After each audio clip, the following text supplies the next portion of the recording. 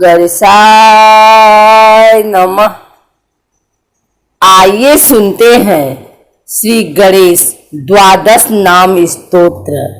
हमारे धर्म ग्रंथों के अनुसार गणेश चतुर्थी को चंद्र दर्शन नहीं करने चाहिए, क्योंकि इस रात्रि को चंद्र दर्शन करने से झूठे आरोप लगते हैं। इस संबंध में हमारे धर्म ग्रंथों में दो कथाएं हैं। पहली कथा यह बताती है कि चंद्र दर्शन क्यों नहीं करना चाहिए, जबकि दूसरी कथा को सुनने से भूलवश हुए चंद्र दर्शन का दोष नहीं लगता है। श्री गणेश ने दिया था चंद्रमा को श्राप। भगवान गणेश को गज का मुख लगाया गया तो वे गज बदन कहलाए और माता पिता के रूप में पृथ्वी की सबसे पहले परिक्रमा करने के कारण अग्र पूज्य हुए। सभी देवताओं ने उनकी स्तुति की, पर चंद्रमा मंद मंद मुस्कुराता रहा। उसे अपने सौंदर्य पर अभिमान था। गणेश जी समझ गए कि चंद्रमा अभिमानवश उनका उपहास करता है। क्रोध में आकर भगवान श्री गणेश ने चंद्रमा को श्राप दे दिया कि आज से तुम काले हो जाओगे। चंद्रमा को अपनी भूल का एहसास हुआ।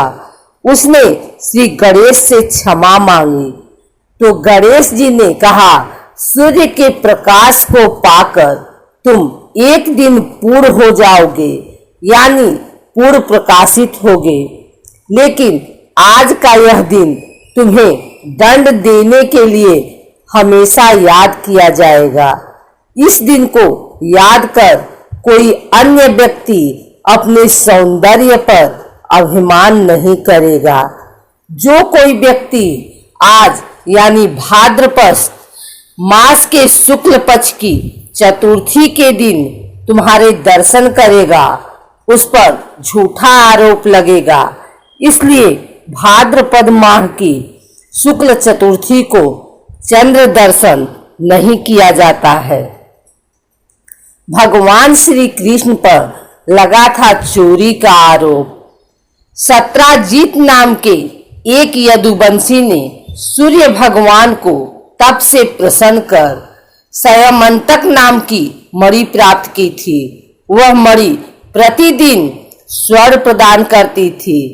उसके प्रभाव से पूरे राष्ट्र में रोग, अनावृष्टि यानी बरसात न होना, सर्प, अग्नि, चोर आदि का डर नहीं रहता था। एक दिन सत्राजीत राजा उग्रसेन के दरबार में आया।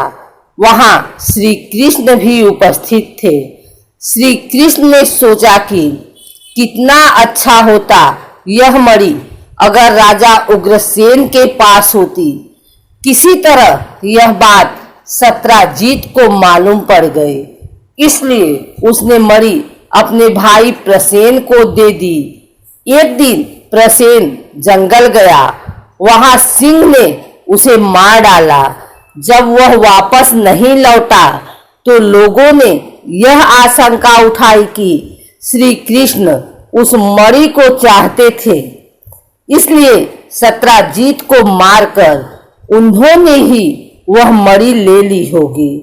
लेकिन मणि सिंह के मुंह में रह गई। जांबवान ने शेर को मारकर मणि ले ली।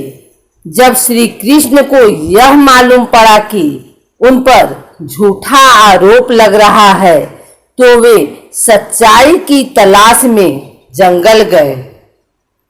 वे जांबवान की गुफा तक पहुंचे और जांबवान से मणि लेने के लिए उसके साथ 21 दिनों तक घोर संग्राम किया। अंततः जांबवान समझ गया कि श्री कृष्ण तो उनके प्रभु हैं। त्रेता युग में श्री राम के रूप में वे उनके स्वामी थे। जांबवान ने तब खुशी खुशी वह मणि श्री कृष्ण को लौटा दी तथा अपनी पुत्री जाम्बवती का विवाह श्री कृष्ण से करवा दिया। श्री कृष्ण ने वह मणि सत्यजीत को सौंप दी। सत्यजीत ने भी खुश होकर अपनी पुत्री सत्यभामा का विवाह श्री कृष्ण के साथ कर दिया। ऐसा माना जाता है कि इस प्रसंग को सुनाने से भाद्रपद मास की चतुर्थी को भूल से चंद्र दर्शन होने का दोष नहीं लगता। एक बार बाल गणेश अपने मित्र मुनि पुत्रों के साथ खेल रहे थे। खेलते खेलते उन्हें भूख लगने लगी। पास ही गौतम ऋषि का आश्रम था। ऋषि गौतम ध्यान में थे और उनकी पत्नी अहिल्या रसोई में भोजन बना रही थी। गणेश आश्रम में गए और अहिल्या का ध्यान बांटते ही रसोई से सारा भोजन चुराकर ले गए और अपने मित्रों के साथ खाने लगे। तब अहिल्या ने गौतम ऋषि का ध्यान भंग किया और बताया कि रसोई से भोजन गायब हो गया है। ऋषि गौतम ने जंगल में जाकर देखा तो गणेश अपने मित्रों के साथ भोजन कर रहे थे। गौतम उन्हें पकड़कर माता पार्वती के पास ले गए। माता पार्वती ने चोरी की बात सुनी तो गणेश को एक कुटिया में ले जाकर बांध दिया।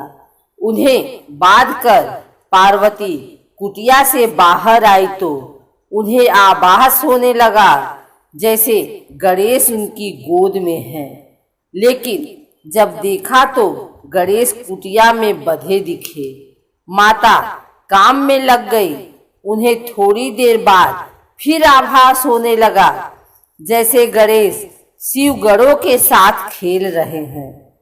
उन्होंने कुटिया में जाकर देखा तो गणेश वहीं बंधे दिखे। अब माता को हर जगह गणेश दिखने लगे, कभी खेलते हुए, कभी भोजन करते हुए और कभी रोते हुए।